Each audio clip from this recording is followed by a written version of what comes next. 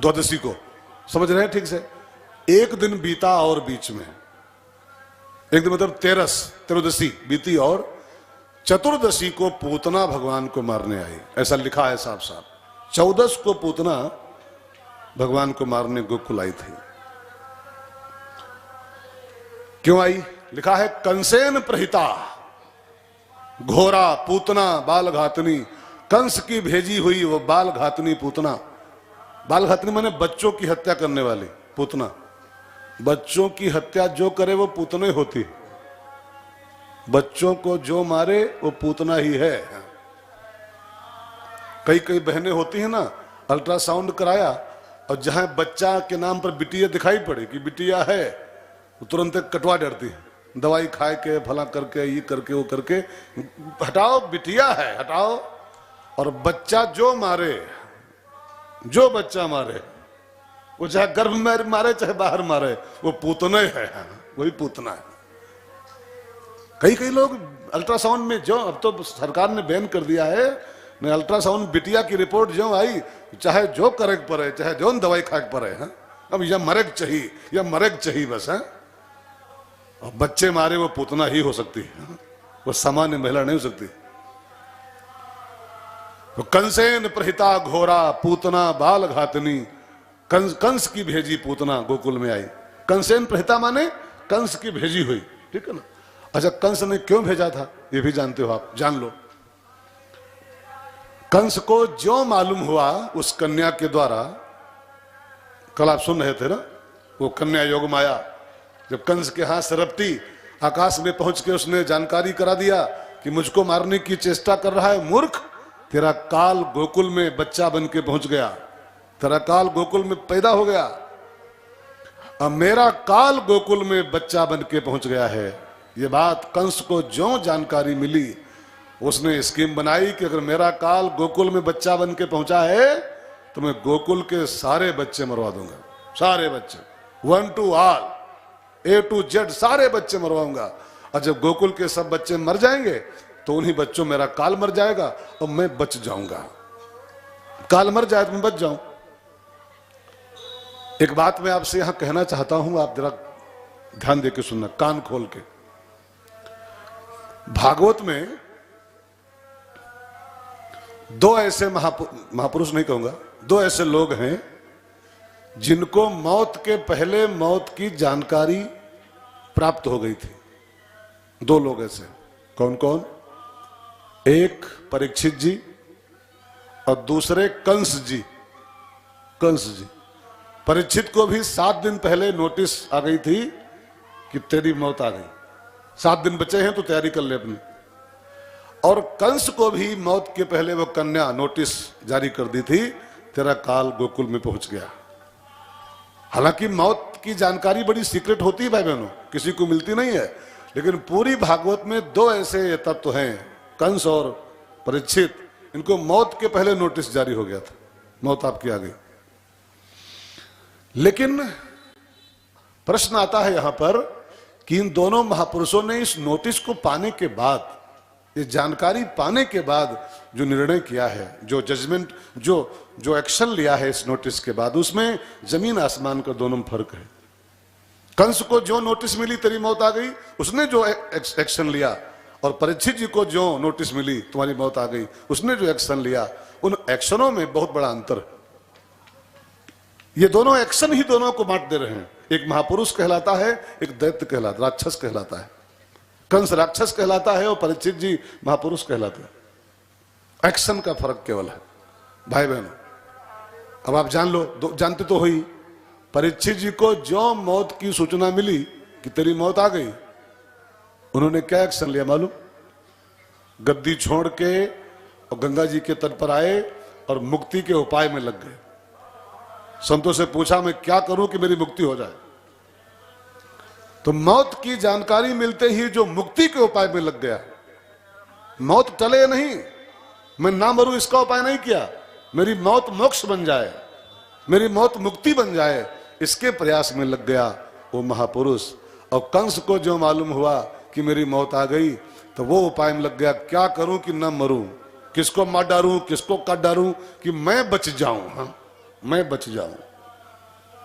जो मौत को टालने की चेष्टा करे वो राक्षस होता है, और जो मौत को संवारने की चेष्टा करे वो महापुरुष होता है। अब आप जल्दी से तय करो आप किस कैटेगरी में आते हो। अब मैंने आपके आगे डिफाइन कर दिया दोनों को। मौत को टालने का प्रयास जो कर रहा है वो राक्षस कोटि का आदमी है, और जो मौत को टालने का नहीं संवारने की चेष्टा कर रहा है, मेरी मौत मौत नहीं, मेरी मौत मुक्ति बन जाए, मेरी मौत मोक्ष बन जाए, इसका जो प्रयास कर रहा है वो महापुरुष है। तो हम लोग किस कैटेगरी में आते हैं खबर नहीं है। मैं बता दूं, बताऊं, समाज का 95% वर्ग, 95% वर्ग राक्षस कोट में आता है। 5% भले हो जो मौत को मुक्ति में कन्वर्ट करना चाहते हो। अरे तो हमारा सबका प्रयास क्या है, कौन दवाई खाई कि न मरी, कौन सुई लगवाई कि बच जाई, कौन जाप कराई कि न मरी। हम ना मरी के प्रयास में लगे हैं, ना मरी का कहली कि न मरी, कौन मंत्र पढ़ी कि न मरी, कौन सुई लगवाई कि न मरी, कौन गोली खाई कि न मरी। और ना मरी का प्रयास जो जो कर रहा है तो हम कर रहे हैं, तो हम राक्षस, आप कर रहे हो तो आप राक्षस। आपसे बात, ना मरी का उपाय को है नहीं। हम मरी ना, हम तरी, मरी के बजाय हम तरी, इसका उपाय जो कर रहा है वो महापुरुष कोट में आता है। अब यू कैन डिसाइड, फैसला आपके हाथ में। मैंने गेंद छोड़ दिया आपके पाले में, अब फैसला आप कर लो कि आप किस कैटेगरी में आते हो, महापुरुष की राक्षस। कंस को ज्यों खबर मिली कि मेरा काल गोकुल में आ गया तो मैं गोकुल के सारे बच्चे मरवा दूंगा, 100% बच्चे मर जाएंगे गोकुल, सब बच्चे, और जब सब बच्चे मर जाएंगे तो मेरी मौत मर जाएगी, मैं बच जाऊंगा। इस काम के लिए उसने पूतना को राजी किया। कंसेन प्रहिता घोरा पूतना, कंस ने पूतना को भेजा, जा पूतना और जाके तू गोकुल के सारे बच्चे मार दे। अब इस तरीके से मार कोई जान न पाए कि बच्चे कैसे मर रहे हैं, जान कोई न पाए। और पूतना कंस की भेजी हुई जब चली गोकुल की ओर तो सीधे नहीं आई, पहले गई सीधे ब्यूटी पार्लर। डायरेक्ट पूतना नहीं आई थी, पहले गई ब्यूटी पार्लर सीधे, और जाके वहां उसने अपना फेशियल कराया, भौहें सेट कराई, और लिखा तो नहीं है ये, लेकिन लिखा भी है, इनडायरेक्ट लिखा हुआ है, सीधे नहीं लिखा है, लेकिन लिखा तो और कुछ है। लिखा है पूतना बड़ा दिव्य श्रृंगार करके, दिव्य गोपी का वेश बना करके, बनारसी साड़ी, दिव्य मेकअप, ऊंची एड़ी की सैंडल, 1.5 करोड़ की पर्स और 5500 की साड़ी पहन करके लप लप लप लप करती हुई पूतना गोकुल में डायरेक्ट नहीं आई थी, बाया ब्यूटी पार्लर आई थी। ब्यूटी पार्लर होते रामायण में सुपनखा भी ऐसे आई थी राम जी के पास। रामायण की सुपनखा भी डायरेक्ट नहीं आई थी, वो भी बाया ब्यूटी पार्लर आई थी। रुचिर रूप धरी प्रभु पहि आई, रुचिर रूप धरी प्रभु पहि आई, बोली बचन बहुत मुस्काई, बोली बचन बहुत मुस्काई। तुम सम पुरुष ना मौसम नारी, तुम सम पुरुष ना मौसम नारी, यह संजोग विधि रचा विचारी, यह संजोग विधि रचा विचारी। पूतना सुंदर गोपी का वेश बनाई, लगे देखने में कोई बहुत रॉयल फैमिली की बहू आ रही है, अच्छे घर की बहुरिया आ रही है। अब पूतना गोकुल में एंट्री की। अब पूतना की एंट्री हम कराएं अपनी कथा में, उसके पहले थोड़ा सा जान लो 1 मिनट में पूतना का वास्तविक अर्थ क्या होता है। पूतना माने खाली पूतना जी नहीं कि पूतना जी आई, पूतना का एक बड़ा गंभीर अर्थ है। कंस भेजता है उसको, कंस माने अभिमान, अभिमान की भेजी पूतना आती है जीवन में। पूतना माने अर्थ निकालो, खुद समझो अपने हिसाब से, मैं खाली व्याख्या कर दूं, आप अर्थ निकाल लो भाई। पूत माने होता है पवित्र, संस्कृत भाषा में पूत माने पवित्र, और जो पवित्र ना हो, पूत ना हो, वही पूतना है। अब सामान्य अर्थ लोग करते हैं जिसके पूत ना हो, ये गलत अर्थ है। पूत माने बच्चा नहीं होता है, पूत माने पवित्र होता है संस्कृत भाषा में, पूत। और पूतना जो पवित्र नहीं है वो पूतना है। और पवित्र क्या नहीं है, तो गीता में चलना पड़ेगा आपको। गीता में भगवान कहते हैं न ही ज्ञानेन सदृशम पवित्र में विद्यते। इस धरती पर सबसे पवित्र वस्तु का नाम है ज्ञान। अब ज्ञान अगर पवित्र है तो पवित्र क्या नहीं है ना? विलोम करो इसका। ज्ञान पवित्र है तो अपवित्र क्या है? अपने आप अर्थ निकालिए, थोड़ा सा बुद्धि लगाओ। दिन का विलोम क्या है? दिन का विलोम क्या हुआ? पानी का विलोम, पानी विलोम क्या है? आग। तो ज्ञान का विलोम क्या हुआ? अज्ञान। खुला खुला अर्थ, थोड़ी बुद्धि भी लगाया करो। ज्ञान पवित्र है, ज्ञान पूत है गीता के अनुसार, तो अज्ञान पूतना है। अज्ञान तो पूतना का अर्थ खाली पूतना जी नहीं, हमारी अज्ञानता। अज्ञान माने अविद्या, अज्ञान माने मूर्खता, अज्ञान माने बेवकूफी, ये हमारी पूतना है। ठीक है, ये अभिमान की भेजी हुई आती है, अभिमान की भेजी पूतना जीवन में आती है। अपवित्र वस्तु का नाम अज्ञान, और अज्ञान ही पूतना है। ध्यान देकर सुनिएगा, अविद्या ही पूतना है। और अविद्या की एक विशेषता होती है, एक विशेषता कि अविद्या ऊपर से बड़ी श्रृंगार करके आती है। यह अज्ञान का उसका लक्षण है, ऊपर से चमाचम, ऊपर से चकाचक, लेकिन अंदर जहर होता है उसके। पूतना ऊपर से बहुत बढ़िया मेकअप किए है, अंदर जहर लगाए हुए स्तनों पर। इसकी मुस्की क्या है? जाऊंगी गोकुल के बच्चों को खिलाऊंगी, ऊपर से तो बढ़िया हूं ही मैं, बच्चा मांगूंगी लाओ गोदी खिलाएं, अब बस गोदी लेके उसको जहर दूध पिलाऊंगी, जहर पी के बच्चा मर जाएगा। कोई जान नहीं पाएगा बच्चा कैसे मर रहा है। अब पूतना आई, यह विद्या की भयंकरता है। ऊपर से अट्रैक्टिव, भीतर से जहरीली, विषाक्त। इंसान को फंसाने के लिए ऊपर से इसका रूप बड़ा बढ़िया होता है, लेकिन अंदर से विषैली होती है, विषय वासना, अविद्या, अज्ञानता।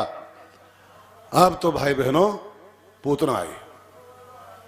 उस दिन भगवान की छठी थी, छठी होती है ना बच्चों की, छठे दिन जन्म के बाद। तो भगवान को जन्म लिए छठा दिन आज है, नवमी, दसवीं, एकादशी, द्वादशी, 13, 14, और 14 को आई थी, छठी दिन था वो। तो भगवान के घर में आज बड़ी धूमधाम थी। छठी होती है तो थोड़ा उत्सव होता है उस दिन, नछावर होती है, भजन कीर्तन होते हैं, नाच गाना होता है। तो नंद के भवन में गोपी ग्वालों की बड़ी भीड़ थी उस दिन। गोपी ग्वाल नाच रहे थे, गा रहे थे, निछावरी हो रही थी, भगवान की दर्शन लोग कर रहे थे। उसी भीड़ में पूतना भी शामिल हो गई, उसी भीड़ में, भीड़ का फायदा उठाया। अब भीड़ में पूतना शामिल हो गई, और बढ़ती बढ़ती बढ़ती बढ़ती यशोदा मैया जहां बैठी थी लाला को लिए, उनके बगल में आ गई और नमस्ते किया, दीदी नमस्ते। तो मैया चौकी, दीदी नमस्ते कौन बोल रही है? बहन जी कौन हो तुम? कहा हमको नहीं पहचान पाई क्या? हम आपकी दूर की, वहां की, वो नानी की, मौसी की, बुआ की, उनकी उनकी उनकी सिद्ध कर दिया, उनकी बिटियां हैं, तुम्हारी छोटी बहन है हम, लाला की मौसी है इसकी, तुम्हारी छोटी बहन है इसकी मौसी है। तो भगवान मुस्कुराए मन ही मन कि है मौत सी, और कह रही है मौसी, देने आई है जहर, है मौत सी, और कह रही इसकी मौसी है। अब मैया तो विश्वास मान ली कि शायद कोई बुआ की, मौसी की, काकी की बिटिया कहीं दूर की हो, ना हम पहचानती हो, कहीं खबर पाई होगी, चली आई दर्शन करने। कहा बहन बैठो, चाय वाय पी चुकी हो? कहा चाय नहीं, लाला आपका बड़ा प्यारा है, तो नहीं किसको हमको लाओ खिलाएं। उसका अपना स्कीम थी यही, लाओ हम भी खिलाएं इसको। अब मैया तो इम्प्रेस्ड थी उसके कपड़ों को देख के, हाव भाव को देख के, मेकअप को देख के। देखो इंसान को प्रभावित करते हैं कपड़े, ऐसा नहीं है। रामायण में एक दोहा है, आप उसको पढ़ो, तुलसी देख सुबेश भूलहि मूढ़ न चतुर नर। रामायण की दोहे की ये सिद्धांत है कि अच्छी ड्रेस को देख करके, अच्छे कपड़ों को देख करके, सुबेश को देख करके बड़े बड़े होशियार भी भूल जाते हैं। मैया भी धोखा खा गई कि कोई अच्छे घर की बिटिया है, बहू है, और बहन बनी है हमारी है, बेटा मांग रही है, इतनी अच्छी का साड़ी पहने है, अच्छे घर की बहू है, दे दिया, ले बेटी ले बहन ले, तेरा भी तो मौसी है इसकी, ले खिला। अब पूतना भगवान को गोदी में ज्यों पाई। यहां पर एक बड़ी प्यारी बात लिखी है भाई बहनों, कहो तो बता दी, कहो न बताई, न बताई तो क्या कहले हो।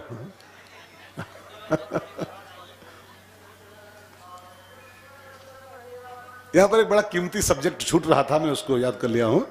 यहां पर लिखा है कि भगवान पूतना की गोद में ज्यों आए, मैया दे के हट गई, ले खिला दे दिया, थोड़ा हट गई हो, लेकिन भगवान पूतना की गोदी में ज्यों आए तो भगवान ने अपने दोनों नेत्र कस के मूंद लिए, उसकी ओर भगवान ने एक बार भी देखा नहीं। इतना बढ़िया मेकअप किए खड़ी है वो, सीधे ब्यूटी पार्लर से आई है, लेकिन भगवान ने उसकी ओर एक बार नहीं देखा, आंखें मूंद लिया कस के अपने दोनों। अब महात्माओं ने इस सब्जेक्ट पर चिंतन प्रस्तुत किए अपने अपने, कि भगवान ने पूतना की ओर क्यों नहीं देखा, भगवान ने पूतना की ओर आंखें क्यों मूंद लिया। इसके ऊपर संतों ने कम से कम 50 कारण खोजे, 50 कारण बताए हैं कि इस कारण इस कारण इस कारण इस कारण। लेकिन अब 50 में अगर हम चलेंगे, वो सब पढ़ेंगे जो जो लिखा पढ़ी में है, तो फिर आज की आरती ये मौसी पर करनी पड़ जाएगी हमको, फिर इसके आगे बातें नहीं बढ़ पाएगी, आरती इसी पूतने पे हो जाएगी आज की, 5:30 5:15 बज जाएगा। तो 25 कारण मैंने पढ़े हैं महात्माओं के मुख से, इसी में लिखे हैं, भागवत में ही 50 कारण लिखे हैं। इसलिए आंख मूंदा, इसलिए आंख मूंदा, इसलिए भगवान ने उसको नहीं देखा।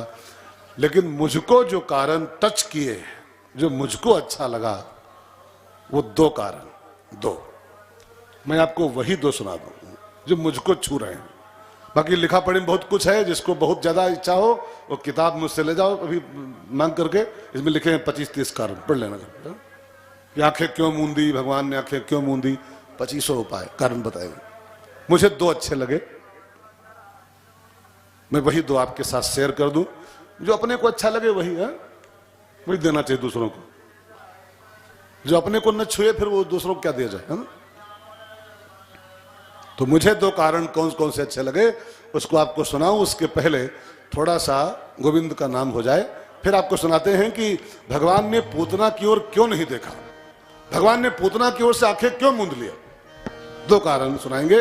उसके पहले थोड़ा सा गोविंद नाम का गान आगे से पीछे तक सब भाई बहन करो। पीछे वाले भी बोलेंगे, पीछे वाले बोल रहे हो, हाँ बोलो बोलो सुनो।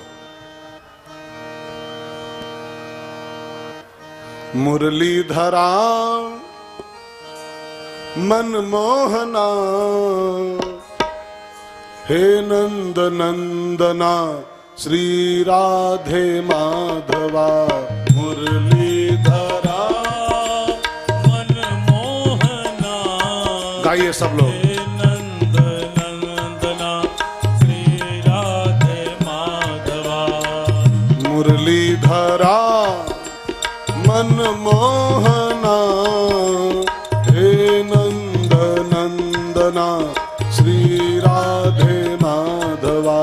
मुरलीधरा मनमोहना, हे नंद नंदना श्री राधे माधवा। श्री राधे माधवा, श्री राधे माधवा, श्री राधे माधवा, श्री राधे माधवा। श्री राधे माधवा, श्री राधे माधवा, श्री श्री राधे माधवा, श्री राधे माधवा। मुरलीधरा मनमोहना हे नंद नंदना श्री राधे माधवा। मुरलीधरा मनमोहना, हे नंद नंदना श्री राधे माधवा। श्री राधे माधवा। श्री राधे माधवा।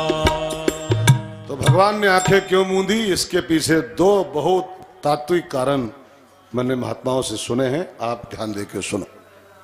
पहला कारण, भगवान ने पूतना की ओर क्यों नहीं देखा? नेत्र क्यों मूंद लिए? गोदी में है लेकिन आंखें मूंदे। पहला कारण, पूतना अविद्या का नाम है, गंदी चीज का नाम पूतना है। वासना, अविद्या, अज्ञानता, ठीक है ना। और भगवान ने वेदों में एक बात कही है, शास्त्रों में लिखा है, भद्रं कर्णेभिः शृणुयाम भद्रम पश्येमाक्ष। वेद का मंत्र है ये।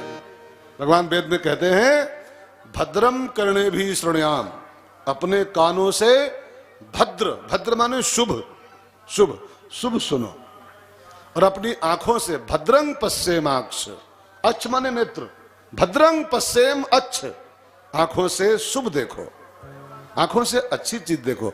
मानस में एक चौपाई है, वो सीता जी की सहेली बोली थी। सीता में जब गौरी की पूजा कर रही थी ना, तो उनकी सहेली गई थी बगिया घूमने के लिए, और राम जी को देख के आई, और वो जानकी मां से बड़ी प्यारी बात बोली है, बरनत छवि जहां तहां सब लोग, बरनत छवि जहां तहां सब लोग, अवश्य देखियहि देखन जोगु, बरनत छवि जहां तहां सब लोग, अवश्य देखियहि देखन जोगु। इस चौपाई का अर्थ आप जानते हो, क्या बोली सहेली वो? अवश्य देखिए, अवश्य देखो, लेकिन क्या? देखन जोगु। अब इस देखन जोगु में बड़ा भारी अर्थ छिपा हुआ है। आंखों से वही चीज देखनी चाहिए जो देखने योग्य हो। अब अविद्या को क्या देखना, अज्ञानता को क्या देखना, वासना को क्या देखना? वो गांधी बाबा के बंदर क्या संदेश देते थे आपको? गांधी जी उन 3 बंदरों से संदेश लेते थे क्या? बुरा मत देखो, बुरा मत सुनो, और बुरा मत बोलो। महात्मा गांधी के जीवन में 3 बंदरों की शिक्षाएं बहुत जिंदगी भर काम की हैं। वो जिंदगी भर बुरा मत देखिए अपनी आंखों से। आंखों से बुरा देखोगे और कानों से बुरा सुनोगे तो आप अच्छे नहीं रह जाओगे, आप बुरे हो जाओगे। इसलिए अपने को बुरा होने से बचाना है तो इंसान को इन 2 इंद्रियों पर बहुत ध्यान देना चाहिए, एक आंखों पर, एक कानों पर।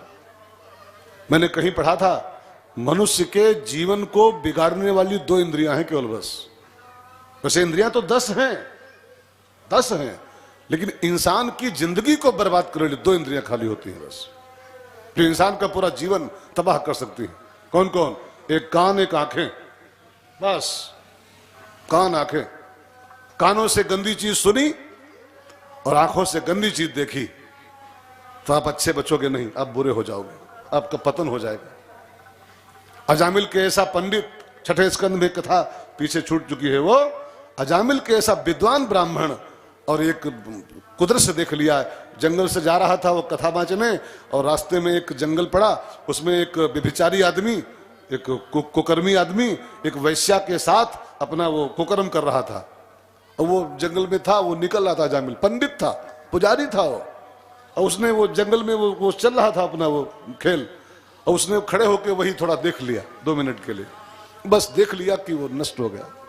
पुजारी दुराचारी हो गए। अरे सब छोड़िए, मानधाता ऋषि नाम आता है मानधाता जी का शास्त्रों में। मानधाता सौभरी ऋषि, सौभरी ऋषि, संसार का कोई कुसंग हमको न दिखाई पड़े, आंखों से गंदा न दिखाई पड़े, इसके लिए जमुना के पानी में बैठ के तपस्या शुरू किया। कि बाहर रहेंगे तो बाहर बहुत सी घटनाएं घटती हैं, बहुत सीन कुसीन होते हैं, दृश्य कुदृश्य होते हैं, मन खराब हो जाएगा। तो प्राणायाम खींचे और जमुना के पानी में उतर गए और पानी में लगाई पलथी, भीतर घुस गए और भीतर तपस्या शुरू किया। हजारों साल की तपस्या पानी के अंदर, कि यहां क्या दिखाई पड़ेगा। और वहां वो 2 मछलियां, नर मादा, नर मादा मछली होती ना, अपने वो प्रणय कर रही थी, अपने वो उनका अपना प्रणय चल रहा था, और ये आंखें खोल के वो प्रणय देख लिए, हो मछली मछला का प्रणय। बस मन खराब हो गया, मन भागे वहां से, मांधाता जी के पास, अयोध्या निवास मांधाता जी थे, उनकी 50 कन्याएं थी, 50 बेटियां। आके उनसे कहा महाराज मैं तुमसे कुछ मांगने आया हूं। उनको लगा महात्मा है कुछ मांग लेगा, 50,000 रुपए, जमीन उमीन, गौशाला बनाना चाहता होगा, आश्रम आश्रम। कहा बोलो महाराज जी क्या क्या है? कहा पहले बताओ दोगे? कहा बिल्कुल दूंगा। कहा तुम्हारी 50 लड़कियां हैं, 50 हमको चाहिए, 50 हमको ब्याह हो। अब देखिए ये कहानी क्यों भागवत की, ये भागवत की कथा है, 9वें स्कंध की, 9वें स्कंध में आती है। मछली और मछला का वो प्रणय देख लिया, 1 मिनट का सीन। वो पानी के भीतर जो सांस रोक के तपस्या कर रहा था, उसकी वासना भड़क उठी, वो शादी का इच्छुक हो गया।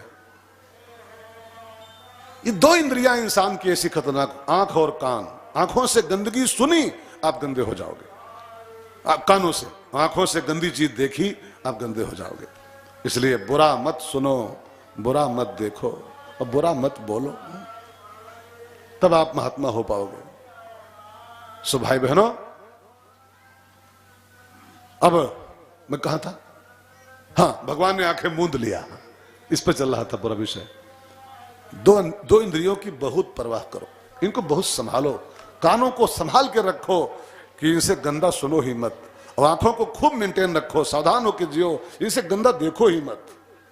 गंदगी जब जब आए आंखें मूंद लो, गंदगी जब जब आंखों के सामने आए नेत्र मूंदो तुरंत ही। बहनों भाइयों, मैंने कहीं पढ़ा था कि मनुष्य जंगल का शेर था, लेकिन इस जंगल के शेर को अमृतस्य पुत्र, ईश्वर अंश, हम लोग सामान्य चीज नहीं है, भगवान के पुत्र हम लोग हैं, भगवान के अंश हम लोग हैं। लेकिन जंगल के शेरों को इन 2 इंद्रियों ने गलियों का कुत्ता बना दिया है। हम खाली अपनी आंखों के कारण, अपने कानों के कारण दर दर की ठोकरें खा रहे हैं, हमारा पतन हो रहा है। बहुत संभालिए, बहुत संभालिए। जब जब गंदी चीज सामने आए नेत्र मूंदिए तुरंत ही। राम जी के सामने सुपनखा आई थी जब, तो राम जी ने उसको देखा नहीं था। पढ़िए कथा रामायण की। अब तो 12-13 साल सुन रहे हो, मैं भी 5 चुका हूं राम कथा, यही इसी मंच से आपने सुना होगा। पर साल हम लोग सुनाए थे आपको कि जब राम जी के सामने सुपनखा आई तो राम ने उसको देखा नहीं था। सीता ही चित ही जानकी जी को निहारते निहारते उससे बात किया था, उसको देखा नहीं राम ने। माने ये संदेश राम का भी संदेश, उसको देखो मत कतैया, अगर सीता आपके बगल में है उसको निहारो। अब चूंकि राम के साथ तो सीता थी, तो सीता को देख के बात कर लिए थे, लेकिन अभी कन्हैया की राधा तो दूर है कहीं, अभी तो 6 दिन के हैं, उनकी सीता भी है नहीं।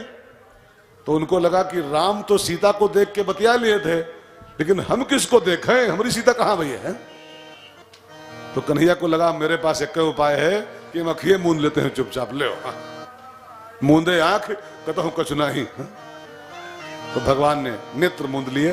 पहला कारण यह है, गंदगी से बचना है, गंदगी अंदर ना आए, इससे अगर बचना चाहते हो तो ये गेट है, इसको बंद कर दो। पाप और परमात्मा इन दोनों का प्रवेश आंखों से होता है। सीता मैया के अंदर राम जी प्रवेश किए थे, मालूम था किस रास्ते से? मालूम है? सीता मैया के अंदर जो राम ने एंट्री किया है वो किस गली से किया मालूम? एक गली दोनों चीजों की, पाप भी और परमात्मा भी, दोनों चीजें इन 2 रास्तों से आती हैं, कानों से और आंखों से। अच्छी चीज देखोगे तो परमात्मा अंदर आएगा, और गंदी चीज देखोगे तो पाप अंदर आएगा। तो भगवान ने नेत्र मूंद के संदेश देना चाहा है कि गंदगी से बचना है तो गंदगी पर निगाह मत डालो, दृष्टिपात उसी पर करो जो दृष्टिपात का पात्र हो, और जो दृष्टिपात का पात्र न हो उस पर दृष्टिपात करोगे तो आपका पतन हो जाएगा। इस संसार की हर चीज नहीं देखने वाली है। अब जैसे एक बात समझो, जियो 4G इंटरनेट है ना, अब आजकल एक हाथ में है वो मोबाइल स्मार्टफोन, और जियो 4G पड़ा हुआ, फ्री का नेट, फ्री वाला। अच्छा आप बताओ, क्या नेट में सब कुछ देखने वाला होता है? सब देखने वाला उसमें है? अगर सब देखोगे तो आपकी नाश होने में लगेगा खाली 1 महीना सिर्फ, बस आपकी नाश हो जाएगी। नाश माने पतन, नाश माने आप बिगड़ जाओगे। इतने बड़े फोन में भी सब कुछ नहीं देखने वाला है। समझिएगा ठीक से मेरी बात को, मैं क्या करना चाहता हूं। जो नहीं देखने वाला है, अगर वो चीज आपने देखने की कोशिश किया तो आपकी नाश पक्की है, आपका चारित्रिक पतन हो जाएगा, आप अंदर से बर्बाद हो जाओगे पूरी तरीके से। जो देखने वाला है वो देखो खाली बस। यार आप समझ सकते हो मेरी बात को, जब 4 पैसे के मोबाइल में भी सब नहीं देखने वाला होता है, जो देखने वाला है वो देखो, और नहीं देखना उसको अवॉइड करो, उसको इग्नोर करो। बहुत कुछ पड़ा हुआ उसमें है, न दिखैया हो तो आ गया आता है, खोलो कुछ अब आता उसमें कुछ है। खोल रहे हो अपनी कोई चीज कथा उठा और उसमें आ रहा है कुछ पता नहीं इलू इलू, अब उसको देख लो मर जाओगे वह दिन, नाश हो जाएगी जीवन की। मेरे कहने का अभिप्राय में कुछ कहना चाहता हूं आपसे, इसको समझिएगा। दृष्टिपात का पात्र जो सामान हो, दृष्टिपात उसी पर करना चाहिए। हर चीज पर दृष्टिपात करोगे बर्बाद हो जाओगे। सो भगवान ने आंखें मूंद के पहला संदेश दिया है कि गंदी चीज सामने आए उससे बचने का उपाय यही है, आंखें मूंदो, उसको इग्नोर करो जीवन में। समझ गए? बात समझ में नहीं आ रही? आ रही? हाँ तब ठीक है। मैंने हमारी मेहनत बेकार नहीं होनी चाहिए साहब, मैं बहुत परिश्रम करता हूं यार, ये आसान काम नहीं कथाबाज की करना आजकल। वो जमाना चला गया है कथाबाज की वाला, वो वाला। अब जमाना बदल गया है, अब बहुत मेहनत करनी पड़ती है हम लोगों को, मर जा रहे हैं पूरे तरीके से, लाल हो जा रहा है पूरा सभी। वो जब किवाड़ा पीटता है कोई, खोलो खाना आएगा वहां, तब होश आता है कि अब खाना आ गया है, लो। कई लोग कहते हैं महाराज सोए रहे हैं, भी लगता है। कई लोग जब आते होंगे और गेट बंद, महाराज लगता सोए रहे हैं, और जो महाराज सोए हैं तो ये समाज जगाए भी लगा, फिर कुंभकर्ण समाज हो गया है। महाराज सोवत नहीं है, महाराज अंदर जागने की प्रक्रिया करते हैं, खुद जागते हैं तभी समाज को जगा पाते हैं। आपको मैं कुछ कहना, मैं अपनी बड़ाई नहीं कर रहा हूं, बहुत परिश्रम होता है आजकल कथावाचकी में, बहुत शोध करना पड़ता है। तो मेहनत बेकार न हो जाए हमारी, इसका ख्याल रखिएगा। पहला कारण ये। दूसरा कारण बड़ा प्यारा है, भगवान ने नेत्र क्यों मूंदे, पूतना को क्यों नहीं देखा, इसका एक कारण भगवान मानो कहना चाहते हैं। सुनो संसार वालों, मेरा संदेश क्या इसके पीछे है। आप ऊपर से कितने अच्छे हो, लेकिन अगर आपके भीतर जहर है और तुम जो मेरे सामने आओगे, ऐसा आदमी जो है जो ऊपर से चमाचम और भीतर जहर, ऐसा आदमी जब जब मेरे सामने आता है मैं उसकी ओर देखता नहीं हूं, मैं अपने नेत्र मूंद लेता हूं। ऊपर से आप कैसे बढ़िया कपड़ा पहने हो, आपकी चमड़ी कैसी है, आप ब्राह्मण हो कि क्षत्रिय हो कि वैश्य हो कि शूद्र हो, आप नहाए हो कि बेनहाए हो, आप सेंट मारे हो कि नहीं मारे हो, आप पाउडर लगाए हो, ऊपर से भगवान का कोई सरोकार नहीं है। ऊपर से आप चाहे जैसा मेकअप किए हो, चाहे जैसी ड्रेस पहने हो, अगर आप भीतर से विषाक्त हो, विष माने खाली जहर नहीं, विष माने छल कपट प्रपंच ईर्ष्या द्वेष, ये सब जहर है, ये सब जहर है। जो भीतर से छल कपट का आप जहर लिए हुए है और ऊपर से बढ़िया मेकअप करके आया है, ऐसा आदमी जब जब भगवान के सामने आता है, ठाकुर जी अपने नेत्र कस के मूंद लेते हैं। भगवान उसको देखते नहीं। इसलिए मेरी आपसे एक रिक्वेस्ट है भाई बहनों, अगर आपकी इच्छा हो कि भगवान मेरी ओर देखें, भगवान मुझको देखें, तो आप ऊपर से खाली मेकअप का प्रयास न करो, आप थोड़ा अंदर का मेकअप करो, थोड़ा भीतरी मेकअप करो। खाली फेशियल नहीं, भगवान की पसंद का बनना है तो फेशियल की जगह पर थोड़ा मनीशियल करो। मनीशियल हम लोग खाली दे फेशियल खाली फेस पर ही। कई लोग तो टमाटर चुपर रहे हैं, कई खीरा चुपर रहे हैं, कई नींबू खाए जगह चुपर रहे हैं गाल में। नींबू खाए चाहिए और गाले घसी।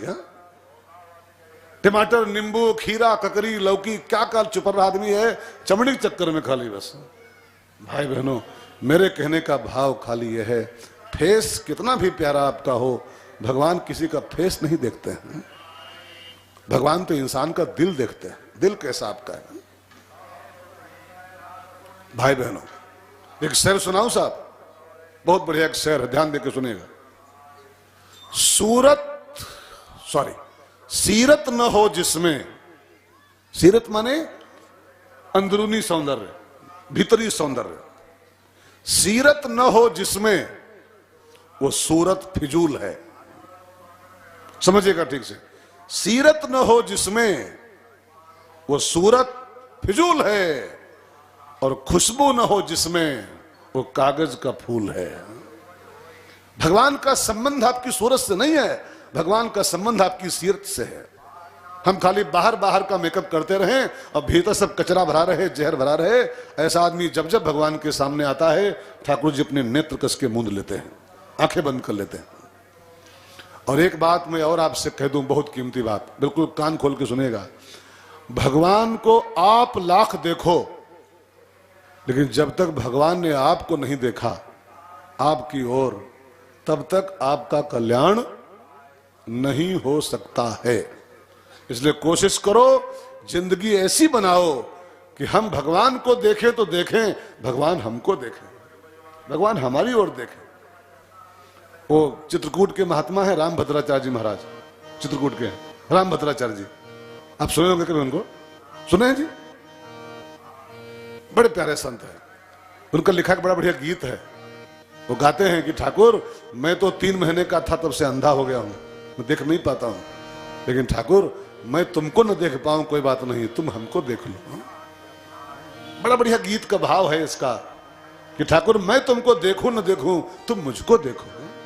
तनी हेरी रघुनाथ जी हमारी ओरिया, तनी हेरी रघुनाथ जी हमारी ओरिया, तनी हेरी रघुनाथ जी हमारी ओरिया, तनी हेरी रघुनाथ जी हमारी ओरिया, हे हमारी ओरिया, हे हमारी ओरिया, हे हमारी ओरिया, तनी हेरी रघुनाथ जी हमारी ओरिया, तनी हेरी रघुनाथ जी हमारी ओरिया, तनी हेरी रघुनाथ जी। राम भद्राचार्य अब हंसी है रहू, राम भद्राचार्य अब हंसी है रहो, राम भद्राचार्य अब हंसी है रहू, राम भद्राचार्य अब हंसी है रहो, जलज बिलो चन की कोरिया हो जी, जलज बिलो चन की कोरिया, तनी हेरी रघुनाथ जी हमारी ओरिया, तनी हेरी रघुनाथ जी हमारी ओरिया, तनी हेरी रघुनाथ जी। तो हमारी ओर देखो ठाकुर जी आप। मैं अंधा हूं, मैं आपको नहीं देख सकता हूं, कोई बात नहीं, आप मुझको देखो। एक वृंदावन के बड़े प्यारे महात्मा हुए, अब तो नहीं है वो, उनका नाम था गुरु शरण जी महाराज। वो जन्मांध थे, जन्म के सूरदास थे, प्रज्ञा चक्षु। एक दिन वो बांके बिहारी के मंदिर में खड़े, भीड़ भाड़ थी, सब चेले चपाटे थे उनके, और गुरु जी भी खड़े हाथ जोड़े। तो किसी ने कहा गुरुजी आप यहां क्यों आए हो, आप मंदिर में क्यों आए हो? तो उन्होंने उनसे पूछा, चेलों से, तुम लोग यहां क्यों आए हो जी? कहा हम तो दर्शन करने आए हैं, क्योंकि हम तो आंख वाले हैं, हम देख सकते हैं ठाकुर जी को, लेकिन आप तो गुरुजी जन्मांध हो, जन्म के प्रज्ञा चक्षु हो, तो आपके लिए तो सब बेकार है ये, आप यहां क्यों खड़े हो, आपकी तो आंखें नहीं। तो गुरु जी ने बड़ा बढ़िया उत्तर दिया, चलो मेरे आंख नहीं है ना, बिहारी की तो आंखें हैं, मैं उसको देख पाऊं न देख पाऊं, एक बार ये बिहारी हमको देख ले, एक बार ये ठाकुर हमको देख ले, तब बेड़ा पार हमारा होगा। मेरे कहने का अभिप्राय खाली इतना है, भगवान को आप लाख निहारो, भगवान आपको निहारना चाहिए, भगवान आपको देखे तब बेड़ा पार होगा। अब भगवान देखते उसी को हैं जो ऊपर से नहीं भीतर से फिट हो, भीतर से। मैं इसलिए इस बात पे जोर दे रहा हूं कि बाहर के मेकअप के साथ साथ थोड़ा भीतर का मेकअप करो, थोड़ा भीतर भी मेंटेन रखो अपने को। जो अंदर से फिट होता है भगवान के दरबार में वही हिट होता है, वही हिट होता है। तो पूतना ऊपर से तो हिट फिट है, अंदर जहर लिए हुए है, और जो अंदर से विष लिए है ऐसा आदमी भगवान के सामने जब जब आता है भगवान कस के नेत्र मूंद लेते हैं। सो भगवान ने पूतना की ओर नहीं देखा, अंदर से जहर लिए हुए थे। भगवान कहते हैं मोहि कपट छल छिद्र न भावा, निर्मल मन जन सो मोहि भावा। जो अंदर से बिल्कुल निर्मल है वही मुझे पा सकता है, मेरी निगाह पा सकता है। अब पूतना को भगवान को दिया मैया ने, और तनिक वहां से मैया हटी, यशोदा मैया। बस पूतना जो अकेली हुई तो भगवान को लेके आसमान में उड़ गई। और ज्यों ही जसुदा की नजर बची, ज्यों ही जसुदा की नजर बची, सीधे आसमान में। और वहां जाके झट दूध पिलाने लगी उन्हें, ज्यों ही जसोदा की नजर बची, झट दूध पिलाने लगी उन्हें। क्या हुआ न जाने इतने में, क्या हुआ न जाने इतने में, बाहर ले जाने लगी उन्हें। क्या हुआ न जाने इतने में, बाहर ले जाने लगी उन्हें। ऊपर उड़ते उड़ते पूतना ने अपना स्तनपान भगवान को कराना शुरू किया। अब भगवान ने भी मजबूती से पकड़ के और पूतना का दूध पीना शुरू किया। अब लिखा है भागवत में, तो लिखा नहीं है लेकिन संतों ने कहा है कि भगवान ने पूतना जी का खाली दूध नहीं पिया था। जो पी रहे हैं भगवान दूध नहीं खाली पी रहे हैं, भगवान ने पूतना के आइटम पिए 5 आइटम पिए। भगवान जब पीते हैं तो खाली दूध थोड़ा पीते हैं, वो बहुत कुछ पीते हैं, फिर बहुत कुछ। भगवान ने 5 आइटम पिए पूतना का दूध पीते पीते। पहला, ऊपर जो जहर लगा था जहर पी गए ठाकुर जी, पॉइजन, ठीक है ना। उसके बाद में नंबर 2 पर पिया पय, दूध पिया। पहले पॉइजन जो ऊपर ऊपर लगा था, फिर दूध, 2 हो गए। फिर उसके पाप। अब भगवान दूध पिए तो खैर दूध नहीं पीते, पाप पीते हैं पहले। फिर उसके पाप भगवान पी गए, और पाप पीने के बाद उसका पी गए प्रारब्ध, उसका जो नसीब था, प्रारब्ध उसका था, वो सब भगवान चूस गए। और नंबर 5 पे भगवान उसके प्राण पीना शुरू किए। तो पॉइजन, पय, पाप, प्रारब्ध, और नंबर 5 पर प्राण। और जब प्राण खींचने भगवान ने उसके शुरू किए तब पूतना चिल्लाई। दर्द उसको हुआ, प्राण निकल ले किसी के तो दर्द होता है। पूतना चिल्लाई उसी दर्द में, और क्या चिल्लाई, तो सा मुंच मुंचाल मित प्रभासिणी। वो चिल्लाई छोड़ दे छोड़ दे छोड़ दे, हमको बड़ी पीड़ा हो रही है, छोड़ दे। भगवान ने कहा मौसी जी पकड़ के और छोड़ दे तो स्वार्थी का स्वभाव होता है कि काम पड़े तो पकड़ ले, और काम निकल जाए फिर छोड़ दे, फिर काम पड़े फिर पकड़ ले किसी को, और फिर काम निकल जाए फिर छोड़ दे। ये तो स्वार्थी का स्वभाव होता है। और मौसी जी हम स्वार्थी नहीं, हम परमात्मा हैं। हम पहली बात किसी को पकड़ते नहीं हैं, और जब किसी को एक बार पकड़ लेते हैं तो उसको सीधे परम धाम भेज के और तब छोड़ते हैं। तो मेरे हाथ आई हो मौसी तुम आज, और तुम्हारा टिकट पक्का है तत्काल वाला टिकट, अब तुम्हारा हम अपनी जेब में लेके आए मौसी जी। और भगवान ने उसके प्राण पी लिए। निष्प्राण पूतना धरती पर धम दे गिरी, जोर का धमाका हुआ, सैकड़ों वृक्ष उसके नीचे दब के टूट गए। बहुत विशाल थी पूतना। लिखा पढ़ी में मैं बोलूं तो जो लिखा है इस पोथी में, 6 कोस की उसकी लाश थी। 6 कोस माने 18 किलोमीटर, जैसे यहां से अकबरपुर, कम है क्या? कम है? और ज्यादा है? जो भी हुआ, यहां से 18 बच रहा ही। जोजन 1.5 माने 6 कोस की उसकी लाश थी। जोर का धमाका हुआ, सैकड़ों वृक्ष उसके नीचे दब के टूट गए। ग्वाल बाल सब भागे, क्या गिरा, देखते क्या है, पहाड़ की ऐसी पूतना मरी पड़ी है और कन्हैया उसके ऊपर लेटा अभी भी खेल रहा है। अब लोगों को बड़ा आश्चर्य कि ये 6 कोस की लाश पड़ी है और कन्हैया ऊपर लेटा है। तो लोग सीढ़ी उढ़ी लाए टेंट हाउस से और सीढ़ी मांग के लाए और फिर उसको सीढ़ी लगा के उस पर चढ़े।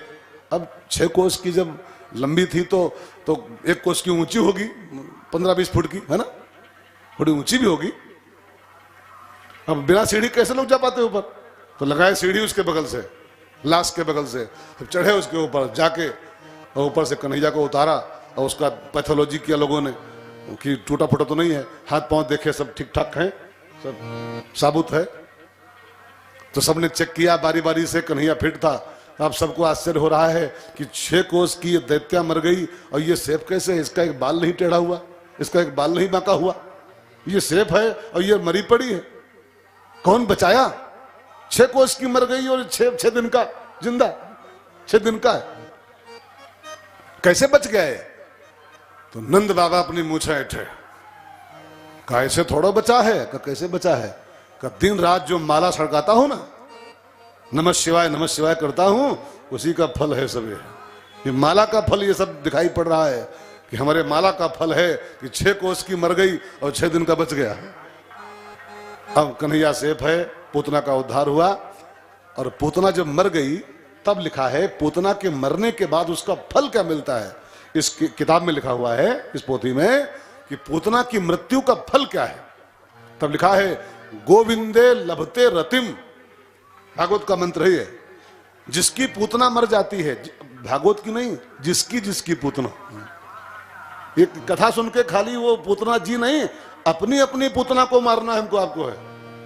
जिसकी पूतना मर जाए उसको गोविंदे लभते रतिम, उसको गोविंद भगवान के चरणों की रति प्राप्त होती है, उसको भगवान श्री कृष्ण के चरणों का प्रेम प्राप्त होता है। ये इसका फल है। अविद्या मरती है जब, तब प्रेम की प्राप्ति होती है। पूतना अविद्या है, पूतना अज्ञानता है। अज्ञान जब मरता है इंसान का, तब उसको भगवान से प्रेम होता है, तो भगवान की भक्ति की प्राप्ति होती है। ऐसा इस कथा का फल लिखा हुआ है। इसके बाद